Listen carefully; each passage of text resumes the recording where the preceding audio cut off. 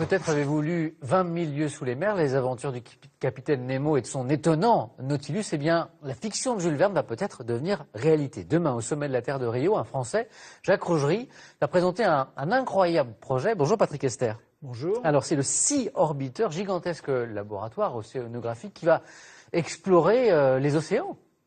Oui, Samuel, vous savez que les océans, ça représente en fait les 3/4 de la surface de la planète. C'est le monde du silence, mais c'est surtout le monde de l'inconnu. Et c'est de l'océan que naîtra le destin des civilisations à venir, c'est du moins l'intime conviction de Jacques Rougerie. Alors ce scientifique, avec sa fondation et son équipe, a imaginé, il travaille dessus depuis plus de 8 ans, un vaisseau révolutionnaire, Sea Orbiter, vous l'avez dit.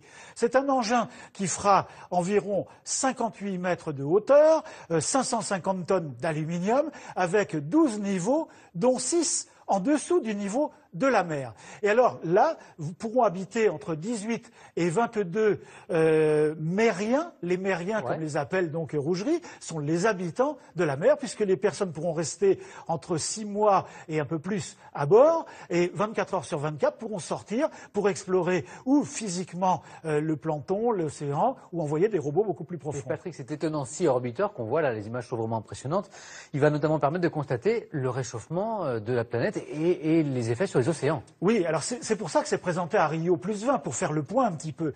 Alors l'idée de Rougerie, c'est que là, c'est en quelque sorte une sentinelle qui va pouvoir aller mesurer les températures de l'océan, qui vont pouvoir surveiller les courants marins, etc. Alors surtout, ça communiquera par satellite avec tout un réseau de Sea Orbiters qui se trouveront dans toutes les principales mers et océans du monde. Merci beaucoup Patrick, on a hâte de voir le Sea Orbiter à l'œuvre